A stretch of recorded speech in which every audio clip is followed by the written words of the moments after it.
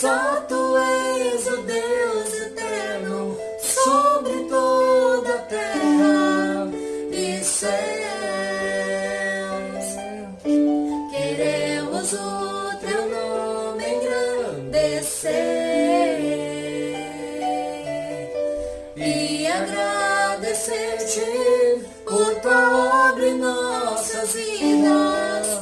Confiamos em teu infinito amor, pois só tu és o Deus eterno sobre toda a terra, pois só tu és o Deus eterno sobre toda a terra, pois só tu és o Deus eterno sobre toda a terra e céus.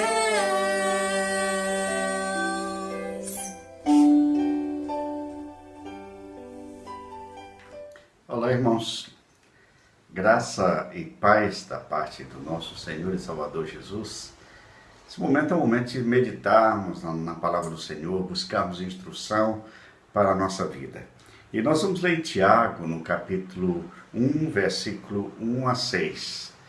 Eu vou ler numa versão diferente da sua, a NVI, Nova Versão Internacional. Você pode acompanhar a sua versão, que o sentido do texto é o mesmo.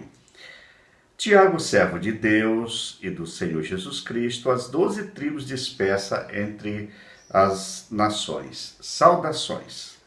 Meus irmãos, considerem motivo de grande alegria o fato de passarem por diversas provações, pois vocês sabem que a prova de sua fé produz perseverança, e a perseverança deve ter ação completa, a fim de que vocês sejam maduros e íntegros, sem faltar coisa alguma. Se algum de vocês tem falta de sabedoria, peça a Deus, que a todos dá livremente de boa vontade, e lhe será concedida. Peça, porém, com fé, sem duvidar, pois aquele que duvida é semelhante à onda do mar, levada e agitada pelo vento. Que o Senhor nos abençoe e que o Senhor ministre ao nosso coração através da sua palavra neste momento.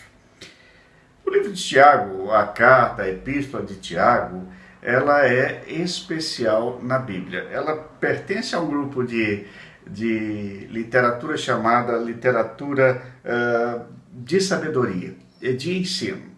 E o objetivo de Tiago, o propósito dessa epístola, é ensinar como fazer, como viver na prática. Muitos comentaristas até não compreenderam muito o sentido da epístola de Tiago. Hoje nós já temos muito material de pesquisa sobre a mensagem da epístola de Tiago.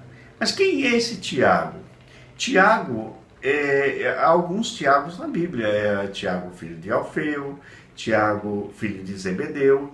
Mas vamos pensar nesse Tiago aqui. Esse Tiago é o mesmo Tiago que se acha citado em Marcos capítulo 6, versículo 1 a 3, e João capítulo 7, versículo 5. É meio irmão de Jesus. Bom, esse é o Tiago. E Tiago, a princípio, embora tenha sido meio irmão de Jesus, porque ele é irmão de Jesus por parte de Maria e é filho de Maria e José. Bom, então vamos pensar também como foi o seu desenvolver na fé, como foi o seu despertar na fé no âmbito familiar. Já que ele viveu com Jesus na sua intimidade, cresceram juntos, desenvolveram ali o seu trabalho familiar, mas lá em João capítulo 7, nos ensina que os irmãos de Jesus, a família de Jesus, não cria nele. Então, Tiago está nessa família e possivelmente não cria na mensagem de Jesus. E quem era o próprio Jesus? Bom, ele só passa a acreditar, ele só passa a ter fé quando Jesus morre e ressuscita.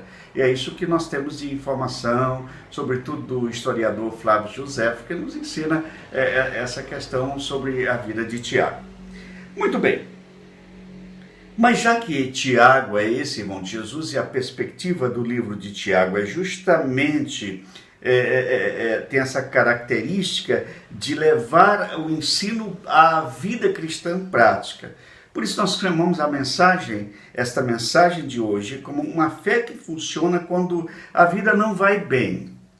Exatamente esse é o tema que nós queremos conhecer a partir da mensagem de Tiago, a partir desse texto que foi escrito por Tiago. Então, uma fé que funciona quando a vida não vai bem. Bom, mas o texto começa exatamente Tiago dizendo: Tiago, servo de Deus e do Senhor Jesus Cristo. Bom, se ele era meio irmão de Jesus, podemos dizer até que Tiago podia usar a sua autoridade. Olha, eu sou, sabe com quem está falando? Eu sou meio irmão de Jesus, fomos criados juntos. Dá uma carteirada, vamos assim pensar nos dias de hoje, na linguagem contemporânea. Nada disso. Ele começa anunciando que ele é servo de Deus e do Senhor Jesus Cristo. Tiago aqui não dá carteirada, Tiago aqui não evoca sobre si autoridade alguma, ele disse servo de Deus e do Senhor Jesus Cristo. Bom, já que a mensagem tem o objetivo de responder às nossas inquietações da alma nos dias em quando a vida não vai bem, então você sabia que Deus muitas vezes tem um propósito, aliás, sempre Ele tem um propósito para a nossa vida diante das provações e diante dos problemas? A grande verdade é que o nosso sucesso em lidar com o problema é determinado pela compreensão e atitude em relação a esses problemas e como reagimos diante desses problemas. E eu quero encontrar aqui, na palavra de Tiago, 4 afirmações ou 4 verdades sobre os problemas. Primeiro, eu vou me valer do versículo 2. Meus irmãos, considerem motivo de grande alegria o fato de passarem por diversas provações. Nós não gostamos de problemas. Algumas pessoas reagem mal aos problemas. Nós não sabemos muitas vezes como administrar os problemas e nós não procuramos os problemas, pelo contrário, às vezes os problemas nos procuram. Eu gosto muito de um escrito do reverendo Messias Anacleto Rosa, que alguns anos atrás escreveu, e ele diz o seguinte, que os problemas, mesmo que nós não queiramos, os problemas chegam. Se você fugir e se isolar, os problemas vão atrás de você. Se você trancar a sua casa, vedar todas as entradas, os problemas entram pelo ar. Ou seja, não tem jeito. E é claro, o próprio Jesus afirma, no mundo tereis aflições, então nós teremos problemas sempre no mundo. Então, uma das coisas que Tiago coloca é que os problemas são inevitáveis. Meus irmãos, considerem por motivo de grande alegria o fato de passarem por diversas provações. Agora eu vou olhar para trás do texto. Eu vou levar você a sair de onde você está e olhar por trás desse texto. O contexto. Estes irmãos que estão recebendo a mensagem de Tiago, e eles estão espalhados por várias cidades por causa da perseguição, primeiro dos judeus, porque eles falavam que Jesus era o Cristo, o Messias, e que já tinha vindo. E pelo Império Romano, que decretava que o senhorio era do imperador e não havia outro senhor, e os cristãos teologicamente compreendiam e pregavam e professavam o senhorio de Cristo. Então eles passam a viver em perseguição, alguns ficam muito pobres, passam a viver numa terrível pobreza em vilas, em guetos espalhados por todo o Império Romano, principalmente na Ásia, e aí o Evangelho também começa a se espalhar, facilitado pelas estradas romanas e também por essa perseguição. Bom, então, os problemas são inevitáveis. Vocês passarão por diversos problemas. Em segundo lugar, os problemas são imprevisíveis. quando diz o texto passarem. Você não sabe quando eles vão chegar, mas eles vão chegar. São imprevisíveis. Dias antes de tudo isso acontecer, de isolamento social, na nossa igreja nós estávamos cheios de planos. Falávamos de uma igreja relevante para os próximos anos, sobretudo para o centenário da igreja, que é daqui a alguns anos. E nós temos planejado, nós temos treinado líderes, nós temos conversado com o conselho, nós estamos sonhando com muitos planos, reunindo liderança, compartilhando ideias e de repente parou tudo. Os planos não são nossos, são do Senhor. Foi tudo suspenso por causa do isolamento. Há um texto na Bíblia que é muito interessante e se refere a essa questão do imprevisível. Marcos capítulo 4, 35 em diante, conta a história dos discípulos que obedecem a Jesus, vão para o barco e enfrentam uma tempestade tremenda. O comentarista sobre esse texto diz que os discípulos tinham passado o dia ouvindo o Mestre Jesus e vendo o Mestre e fazendo a sua obra e vendo os milagres acontecerem, mas isso não os isentou da tempestade. Eu poderia dizer que eles vão obedecendo Jesus para o mar, na verdade era a Galileia, o mar da Galileia, era um lago, e de repente eles enfrentam a tempestade obedecendo Jesus e passando o tempo com Jesus. As tempestades, então, elas são imprevisíveis. E o texto ainda diz, o texto de Tiago, que são de todos os tipos, até o texto ainda usa no versículo 2, passarem por diversas provações. Não especifica quais são os problemas que as pessoas vão enfrentar, mas elas vão enfrentar problemas. E essas pessoas estão sendo desafiadas a ter uma fé que funciona quando a vida não vai bem. E em quarto lugar, fala que esses problemas são propositais, pois vocês sabem que a prova da sua fé produz perseverança, ou seja, tem propósito. E aí você fica pensando, mas é muito problema para a gente, como nós vamos administrar o futuro, como nós vamos administrar os dias estressantes com filhos em casa, com dificuldades, como ir ao médico, como ir à farmácia, como ir ao supermercado, e tem jeito para tudo. Os problemas estão chegando todos os dias da nossa vida, e por mais que queiramos, nós estamos vivendo dificuldades ou provações. E por mais que você não goste dos problemas, eles estão chegando na sua casa. Deus está dizendo, com estes problemas, você tem que desenvolver uma fé que funciona, porque a sua vida não vai bem, porque as suas dificuldades estão superando sua facilidade em administrar problemas. Seu sucesso em lidar com os problemas é determinado pela compreensão e atitude em relação a eles, e a compreensão de que Deus está no controle da sua vida. Existem 3 maneiras que Deus usa os problemas. E aí, vamos pensar um pouquinho que nesse texto do versículo 3, que diz a prova da sua fé. E essa palavra prova da sua fé é a mesma palavra usada para depurar o ouro e a prata. Você sabia que quando o ouro e a prata saem da natureza, eles têm que passar por um processo de fogo muito alto e muito forte? Com aquele processo, tanto o ouro quanto a prata derretem e as impurezas vão saindo. E provavelmente se você tirou 1, 2 quilos, vai sair 500 gramas no final. Mas aquele ouro que ficou, aquela prata que ficou, é preciosa. É precioso. Esse é o processo de Deus nos fazer purificar. Problemas, queridos, testam a nossa fé. Tanto que o texto diz que prova da sua fé. que produz perseverança.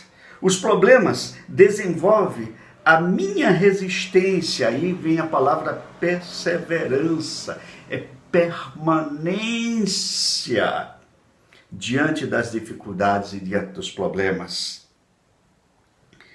Os problemas amadurecem o nosso caráter, diz assim, para que vocês sejam maduros e íntegros, sem lhes faltar coisa alguma. Não é para reclamar das dificuldades, não é para chorar, não é para esmurrar, não é para bater o pé, não é para fazer bico, é para compreender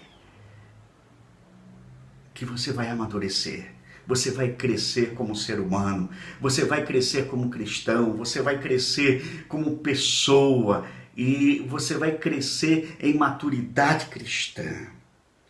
Mas como você deve responder ou reagir a esses problemas? E aí, o versículo 2, voltamos lá, quando diz assim, alegre-se, irmão. Alegrai-vos, irmãos. Meus irmãos, considerem motivo de grande alegria o fato de passarem por diversas provações. Ah, mas como eu vou me alegrar diante dos problemas, pastor?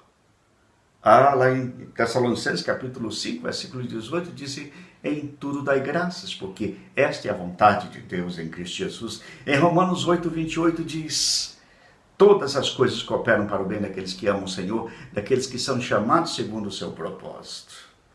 Aleluia! Fique alegre diante das dificuldades, diante do problema. Não damos graças, não pela dificuldade em si, mas pelo fato de que essa dificuldade está nos levando a depender mais e mais do Senhor. Quanto mais dificuldades, mais devemos agradecer ao Senhor. Não está faltando nada. Deus está cuidando de cada um de nós. Aleluia. E, em segundo lugar, como reagir aos problemas?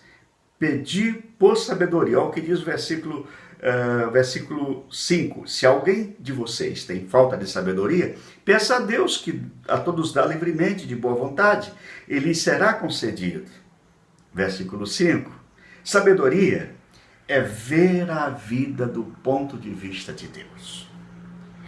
Não tem nada a ver com intelecto. Não tem nada a ver com conhecimento dos livros. Não tem nada a ver com o estudo. Sabedoria nessa perspectiva é entender a perspectiva, o ponto de vista de Deus. Aleluia! Peça por sabedoria. Descanse em Deus. Aí o que ele ainda diz no versículo 6, peça, porém, sem duvidar. Compreenda que Deus está no controle. E, em quarto lugar, lembre-se da promessa de Deus. Lá no versículo 2, feliz o homem que persevera na provação, porque depois de aprovado receberá a coroa da vida que Deus prometeu aos que o amam. Versículo 12 do capítulo 1 de Tiago. Ou seja, querido, Deus há de sustentar você. Reaja com alegria aos problemas. Peça sabedoria a Deus. Veja a vida na perspectiva de Deus. Descanse no Senhor. Não duvide. E lembre-se das promessas de Deus todos os dias da sua vida. Para concluir, eu lembro de um texto da palavra de Deus que está lá em Deuteronômio capítulo 8, versículo 2 a 4, quando Moisés está escrevendo e repetindo a história de tudo que está acontecendo para aquele povo. E ele diz, lembra-te de como o Senhor, seu Deus, os conduziu em todo o caminho do deserto durante estes 40 anos para humilhá-los e pô-los à prova, a fim de conhecer suas intenções, se iriam obedecer aos seus mandamentos ou não.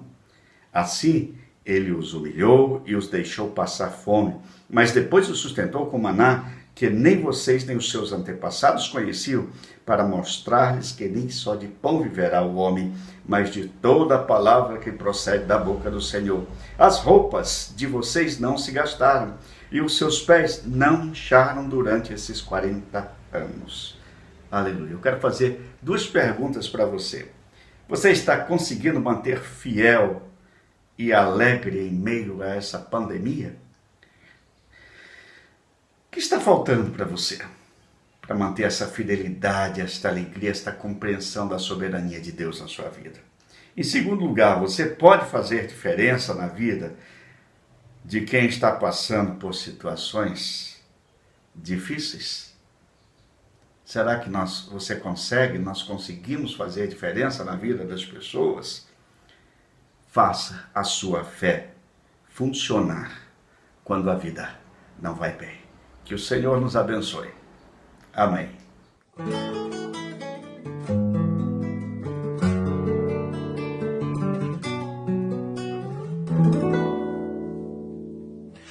Caminhar no amanhecer, ter passos firmes é bem melhor do que correr.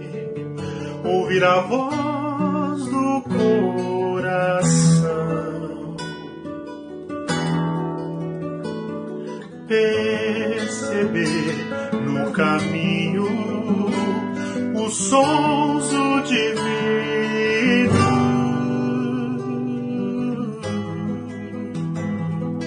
A natureza que canta e canta, exala odor e sabores. Me deleitar em teu colo, sentir-me seguro, contemplação. A natureza que canta e canta, exala odor e sabores. Me deleitar em teu colo, sentir-me seguro, contemplação.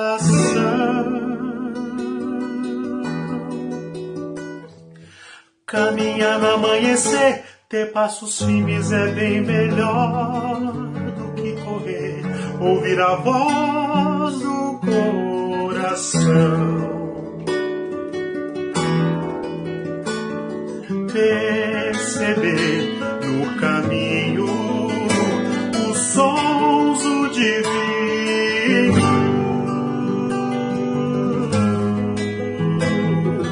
A natureza que canta e canta, exala odor e sabores.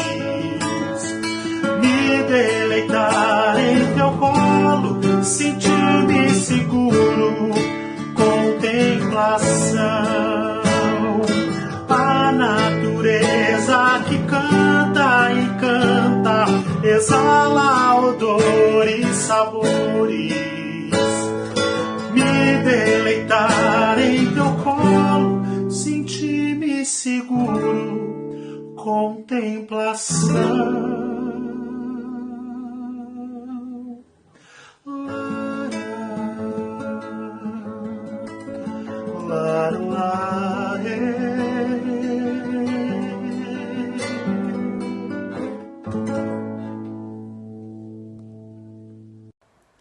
Eu quero orar com você agora. Eu tenho certeza que Deus falou ao seu coração nesse momento em que meditamos na sua palavra, mas eu quero orar com você que está em casa, com as pessoas que estão nos pedindo oração. Vamos orar? Feche seus olhos agora aí onde você está. Vamos abençoar a vida dos irmãos, em nome de Jesus. Pai amado, eu sei que o Senhor tem agido na nossa vida. E, Senhor, a despeito dos problemas que enfrentamos, o Senhor quer nos fazer desenvolver uma fé genuína. O Senhor quer nos levar a despertar espiritualmente. Em nome de Jesus, abençoe a cada irmão, cada irmã, cada família que acolhe esta palavra nesta noite. E agora, em nome de Jesus, eu quero orar especialmente por aquele garotinho, o Miguel, que está internado, está fazendo uma cirurgia nesta hora. Que o Senhor toque no Miguel e restitua a sua família. O Senhor é poderoso para fazer muito mais do que possamos pedir ou pensar. Senhor, é um bebê de apenas 3 meses que precisa fazer uma cirurgia cardíaca. Em nome de Jesus, abençoa. Abençoe também, Senhor, neste momento nós oramos pelo Marcelo Rocha, o irmão do nosso querido missionário Pedro Rocha. O Marcelo Rocha está com a Covid-19, está internado e sua família está aflita. Nós pedimos a direção do Senhor para este momento. Que o Senhor ministre a cura sobre ele e tranquilize o coração dos seus queridos, dos seus amados, em nome de Jesus, ó Pai. Em nome de Jesus, Senhor, abençoa o nosso país, dá-nos sabedoria para tomar as decisões que precisamos como povo do Senhor, como população no país e também as demais nações que estão preocupadas com toda essa pandemia. Em nome de Jesus, clamamos a Tua misericórdia e a graça, ó Pai. Leva a Tua bênção a todos os nossos irmãos que estão agora acolhendo esta palavra. Em nome do Senhor Jesus é que nós oramos. Nós clamamos a Ti e nós agradecemos. Amém. Que o Senhor nos abençoe e que o Senhor nos guarde, que o Senhor tenha misericórdia de nós e que faça resplandecer seu rosto sobre nós, que o Senhor nos acompanhe e o Senhor nos dê a paz hoje e sempre. Amém. Deus abençoe você, meu irmão. Deus abençoe a você, minha irmã. Um grande abraço.